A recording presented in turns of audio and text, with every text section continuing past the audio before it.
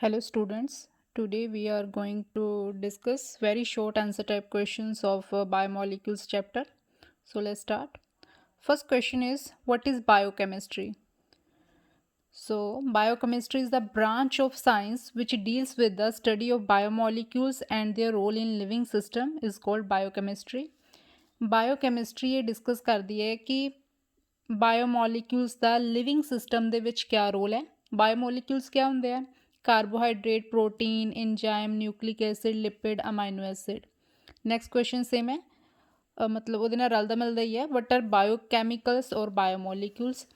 ਬਾਇਓਮੋਲੀਕਿਊਲਸ ਉਹ non living substance ਹੁੰਦੇ ਆ, ਜਾਂ ਤੁਸੀਂ ਕਹਿ ਸਕਦੇ ਹੋ ਲਾਈਫਲੈਸ ਔਰਗੈਨਿਕ ਸਬਸਟਾਂਸ ਹੁੰਦੇ ਆ ਵਿਚ ਬਿਲਡ ਅਪ ਲਿਵਿੰਗ ਔਰਗੈਨਿਜ਼ਮ, ਜਿਹੜੇ ਲਿਵਿੰਗ ਔਰਗੈਨਿਜ਼ਮ ਨੂੰ ਬਣਾਉਂਦੇ ਆ।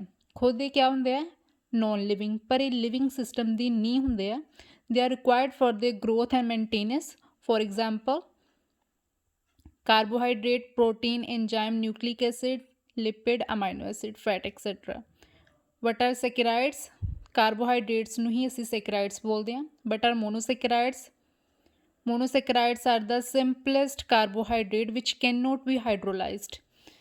ਅਸੀਂ ਇਹ ਜਦੋਂ ਬਾਇਓਮੋਲੀਕਿਊਲਸ ਦੀ ਵੀਡੀਓ ਬਣਾਈ, ਮਤਲਬ ਤੁਸੀਂ ਦੇਖੀ ਹੋਣੀ ਹੈ, ਉਹਦੇ ਵਿੱਚ ਪੜ੍ਹਿਆ ਸੀ ਮੋਨੋਸੈਕਰਾइड्स ਕਿਆ ਹੁੰਦੇ ਆ। Monosaccharides are the simplest carbohydrate which can not be hydrolysed into simpler compounds. Example क्या ने? Glucose, fructose etcetera. Give an example of monosaccharide that contain only 3 carbon atom. ਉਹ ਵਾਲੇ ਮੋਨੋਸੈਕਰਾइड ਦੀ ਐਗਜ਼ਾਮਪਲ ਦੋ ਜਿਹਦੇ ਵਿੱਚ ਸਿਰਫ 3 ਕਾਰਬਨ ਐਟਮ ਨੇ। ਬੇਟਾ ਇਹ ਤੁਹਾਡੀ ਬੁੱਕ ਦੇ ਵਿੱਚ ਇੱਕ ਚਾਰਟ ਬਣਿਆ ਹੋਇਆ ਹੈ ਜਿਹਦੇ ਵਿੱਚ ਕਲਾਸੀਫਿਕੇਸ਼ਨ ਹੈ ਕਾਰਬੋਹਾਈਡਰੇਟਸ ਦੇ, ਸੈਕਰਾइड्स ਦੇ। ਉਹਦੇ ਵਿੱਚ ਤੁਸੀਂ ਯਾਦ ਕਰ ਸਕਦੇ ਹੋ 3 ਵਾਲੇ ਦੀ ਕੀ ਐਗਜ਼ਾਮਪਲ ਹੈ, 4 ਵਾਲੇ ਦੀ ਕੀ ਐਗਜ਼ਾਮਪਲ ਹੈ। ਸੋ 3 ਵਾਲੇ ਦੀ ਐਗਜ਼ਾਮਪਲ ਹੈ ਡਾਈਹਾਈਡਰੋਕਸੀ ਐਸੀਟੋਨ ਔਰ glyceraldehyde. Next question is what are disaccharides? Give one example। Disaccharides are those which on hydrolysis give two molecules of the same or different monosaccharides। ਜਿਹੜੇ ਹਾਈਡਰੋਲਿਸਿਸ ਹੋਣ ਤੋਂ ਬਾਅਦ ਦੋ ਮੋਲੀਕਿਊਲਸ ਦਿੰਦੇ ਆ, ਚਾਹੇ ਉਸ ਸੇਮ ਹੋ ਸਕਦੇ ਆ ਚਾਹੇ ਡਿਫਰੈਂਟ ਹੋ ਸਕਦੇ ਆ। ਐਗਜ਼ਾਮਪਲ ਕਿਆ ਨੇ? Sucrose, maltose, lactose. What are tetrasaccharides? Next question, give an example. Tetrasaccharides ਨਾਮ ਤੋਂ ਹੀ ਕਲੀਅਰ ਹੈ, ਇਹ ਹਾਈਡਰੋਲਿਸਿਸ ਹੋਣ ਤੋਂ ਬਾਅਦ 4 ਮੋਲੀਕਿਊਲਸ ਜਿਹੜੇ ਆ ਦੇਣਗੇ। ਉਹ 4 ਸੇਮ ਵੀ ਹੋ ਸਕਦੇ ਆ, ਡਿਫਰੈਂਟ ਵੀ ਹੋ ਸਕਦੇ ਆ। For example 1 molecule of glucose, 1 molecule of fructose or 2 molecules of galactose। Next, what are polysaccharides? Give an example। Polysaccharides on hydrolysis give a large number of molecules of monosaccharide, for example starch or cellulose। What are oligosaccharides? Carbohydrate which on hydrolysis give 2 to 10 molecules of monosaccharides। ਉਹ ਵਾਲੇ carbohydrates ਜਿਹੜੇ ਹਾਈਡਰੋਲਿਸਿਸ ਦੇ ਬਾਅਦ 2 ਤੋਂ ਲੈ ਕੇ 10 ਤੱਕ ਮੋਨੋਸੈਕਰਾइड्स ਦੇਣ, ਉਹਨਾਂ ਨੂੰ ਅਸੀਂ ਬੋਲਾਂਗੇ ਓਲੀਗੋਸੈਕਰਾइड। एग्जाम्पल क्या है? Sucrose, raffinose, stachyose. What is meant by inversion of sugar? Sucrose is dextrorotatory, dextrorotatory,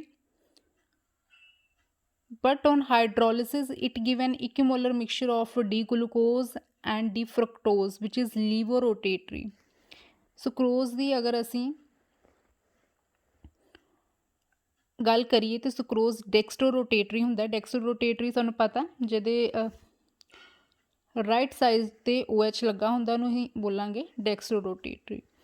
ਜਦੋਂ ਅਸੀਂ ਦੀ ਹਾਈਡਰੋਲਿਸਿਸ ਕਰਦੇ ਹਾਂ ਔਰ ਦੇਖਦੇ ਹਾਂ ਕਿ ਸਾਡੇ ਤੋਂ ਮਿਕਸਚਰ ਆਫ ਪ੍ਰੋਡਕਟ ਫੋਰਮ ਹੁੰਦਾ ਹੈ, ਉਹ 2 ਪ੍ਰੋਡਕਟ ਫੋਰਮ ਹੁੰਦੇ ਆ, ਸੁਕਰੋਜ਼ C12H22O11। ਜਦੋਂ ਇਹਦੀ ਹਾਈਡਰੋਲਿਸਿਸ ਹੁੰਦੀ ਹੈ ਇਹ ਗਲੂਕੋਜ਼ ਔਰ ਫਰਕਟੋਜ਼ ਦਿੰਦਾ ਹੈ, ਠੀਕ ਹੈ, ਮਿਕਸਚਰ ਦਿੰਦਾ ਹੈ।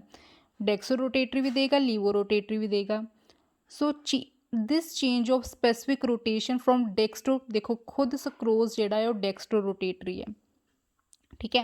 और ये हाइड्रोलिसिस होने तो बाद ये जी स्पैसिफिक रोटेशन है वो डेक्सट्रो टू लीवो चेंज हो जाती है। इनू असीं बोलते हैं inversion of cane sugar.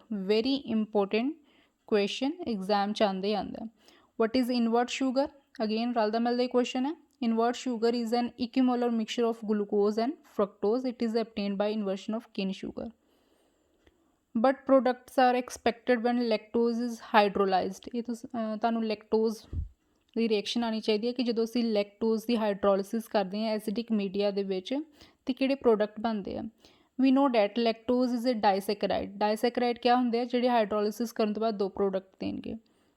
So product ਕਿਆ ਬਣਨਗੇ, ਜਦੋਂ ਅਸੀਂ ਲੈਕਟੋਜ਼ ਦੀ ਹਾਈਡਰੋਲਿਸਿਸ ਕਰਾਂਗੇ ਗਲੂਕੋਜ਼ ਔਰ ਗਲੈਕਟੋਜ਼ ਬਣੇਗਾ, ਗਲੂਕੋਜ਼ ਔਰ ਗਲੈਕਟੋਜ਼।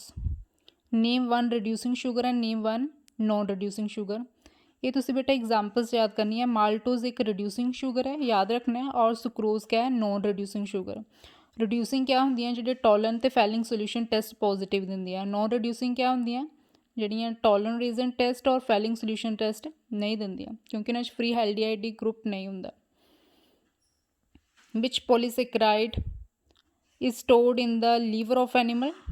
ਐਨੀਮਲਸ ਦੇ ਵਿੱਚ ਕਿਹੜਾ ਪੋਲੀਸੈਕਰਾਈਡ ਹੁੰਦਾ, glycogen. 18 question, what happens when glucose is heated with the tolerant reagent। ਜਦੋਂ ਅਸੀਂ ਗਲੂਕੋਜ਼ 'ਚ ਟੋਲਰਨ ਰੀਜ਼ਨ ਪਾਵਾਂਗੇ ਕਿਆ ਹੋਏਗਾ, ਕਿਉਂਕਿ ਦੇਖੋ ਬੇਟਾ ਅਗਰ ਤੁਸੀਂ ਗਲੂਕੋਜ਼ ਦਾ ਸਟਰਕਚਰ ਦੇਖੋਗੇ ਨਾ, ਇਹਦੇ ਵਿੱਚ ਫ੍ਰੀ ਐਲਡੀਹਾਈਡੀ ਗਰੁੱਪ ਹੁੰਦਾ। ਜਦੋਂ ਅਸੀਂ ਗਲੂਕੋਜ਼ ਦੀ ਰਿਐਕਸ਼ਨ ਟੋਲਰਨ ਰੀਜ਼ਨ ਨਾਲ ਕਰਾਵਾਂਗੇ ਤਾਂ ਇੱਕ ਸਿਲਵਰ ਮਿਰਰ ਦੇਵੇਗਾ, 2 ਟਾਈਮ AgA ਸਿਲਵਰ ਮਿਰਰ ਆ, ਔਰ ਅਮੋਨੀਆ ਔਰ water as a side product ਬਾਹਰ ਨਿਕਲਣਗੇ। ਇਹਦਾ ਮਤਲਬ ਤੁਸੀਂ ਇਹਨੂੰ ਥਿਊਰੀ 'ਚ ਵੀ ਲਿਖ ਸਕਦੇ ਹੋ ਕਿ when glucose is heated with Tollens reagent it produce silver mirror, which means that aldehydic group is reduced, ਕਿ ਇਹਦਾ ਜਿਹੜਾ free aldehyde group ਹੈ ਉਹ reaction ਕਰ ਲਏਗਾ tolerant reagent ਦੇ ਨਾਲ। name the dextrorotatory sugar present in fruits ਵਿੱਚ ਕਿਹੜਾ sugar present ਹੁੰਦਾ ਹੈ, glucose। why glucose is called dextrose and fructose is levorotatory, means fructose is lactose। these names are derived from the fact that glucose is dextrorotatory। ਜਦੋਂ ਅਸੀਂ ਇਹਨਾਂ ਦੇ structures ਦੇਖਦੇ ਹਾਂ, OH ਦੀ ਪੋਜੀਸ਼ਨ ਅਗਰ ਰਾਈਟ ਸਾਈਡ 'ਤੇ ਹੈ ਤਾਂ ਉਹ ਡੈਕਸਟਰੋਰੋਟੇਟਰੀ ਹੁੰਦਾ। ਫਰਕਟੋਜ਼ ਦੇ ਵਿੱਚ ਲੈਫਟ ਸਾਈਡ 'ਤੇ ਹੋਣ ਕਰਕੇ ਫਰਕਟੋਜ਼ ਕਿਆ ਹੁੰਦਾ, laevorotatory. What is table sugar. Table sugar ਅਸੀਂ ਬੋਲਦੇ ਹਾਂ ਸੁਕਰੋਜ਼ ਨੂੰ, ਔਰ ਕੇਨ ਸ਼ੂਗਰ ਗੰਨੇ ਤੋਂ ਜਿਹੜੀ ਖੰਡ ਸਾਨੂੰ ਮਿਲਦੀ ਹੈ, that is table sugar. Name 2 carbohydrate ਵਿਚ act as a biofuel, that is glucose and starch। why are carbohydrates generally optically active। optically active ਕਿਉਂ ਹੁੰਦੇ ਆ, due to the presence of chiral carbon atom। glucose 'ਚ 4 chiral carbon atom ਹੁੰਦੇ ਆ, ਔਰ ਇਹਨਾਂ ਦੇ 16 ਆਈਸੋਮਰ ਪੋਸੀਬਲ ਹੈ, ਇਸ ਕਰਕੇ ਇਹਨਾਂ ਨੂੰ ਅਸੀਂ optically active compound ਬੋਲਦੇ ਹਾਂ। very important question next, what is mutarotation। the phenomenon of change in specific rotation of an optically active compound। ਦੇਖੋ ਗਲੂਕੋਜ਼ ਇੱਕ optically active compound ਹੈ। ਸਾਨੂੰ ਪਤਾ ਹੈ ਗਲੂਕੋਜ਼ ਦੀਆਂ ਦੋ ਫਾਰਮ ਨੇ, ਅਲਫਾ ਡੀ ਗਲੂਕੋਜ਼ ਔਰ ਬੀਟਾ ਡੀ ਗਲੂਕੋਜ਼। ਜਦੋਂ ਇਹ ਦੋਨੋਂ ਗਲੂਕੋਜ਼ ਇਕਲਿਬਰੀਅਮ 'ਚ ਆਉਂਦੀਆਂ, ਇਕਲਿਬਰੀਅਮ 'ਚ ਆਉਣ 'ਤੇ ਇਹਨਾਂ ਦੀ ਜਿਹੜੀ ਸਪੈਸੀਫਿਕ ਰੋਟੇਸ਼ਨ ਹੈ ਉਹ ਚੇਂਜ ਹੋ ਜਾਂਦੀ ਹੈ। The phenomenon of change in specific rotation of an optically active compound with time to an equilibrium value is called mutarotation. next question, which type of compounds undergo mutarotation। all monosaccharides and reducing disaccharide undergo mutarotation। to which class of biomolecule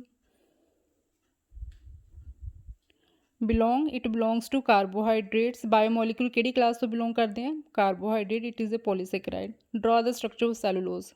cellulose ਸਾਨੂੰ ਪਤਾ ਇੱਕ polymer ਹੈ, और this is the structure of cellulose। क्योंकि काफ़ी सारे molecule जुड़ते जाते हैं, C6H10O5 ब्रैकेट N ਇਹਦਾ ਫਾਰਮੂਲਾ ਹੈ। ਸੋ ਇਸ ਤਰ੍ਹਾਂ ਇਹਦੇ ਵਿੱਚ ਤੁਸੀਂ ਜਿਹੜੀ ਗਲੂਕੋਜ਼ ਦੀ C4 ਲਿੰਕੇਜ ਇਹਦੇ ਵਿੱਚ ਹੁੰਦੀ ਹੈ, ਇਸ ਤਰ੍ਹਾਂ ਦੀ ਸਟਰਕਚਰ ਬਣਾ ਸਕਦੇ ਹੋ ਇਹਦਾ। Next, which has minimum sweetness. ਸਭ ਤੋਂ ਘੱਟ ਸਵੀਟਨੈਸ ਕਿਹੜੇ ਸ਼ੂਗਰ ਵਿੱਚ ਹੁੰਦੀ ਹੈ, ਲੈਕਟੋਜ਼ ਦੇ ਵਿੱਚ। What are the constituent of starch. Starch ਦੇ ਦੋ ਕੰਪੋਨੈਂਟ ਹੁੰਦੇ ਆ, ਅਮਾਈਲੋਜ਼ ਐਂਡ ਅਮਾਈਲੋਪੈਕਟਿਨ। ਇੱਕ ਵਾਟਰ ਸੋਲੂਬਲ ਹੁੰਦਾ, ਇੱਕ ਵਾਟਰ ਇਨਸੋਲੂਬਲ ਹੁੰਦਾ।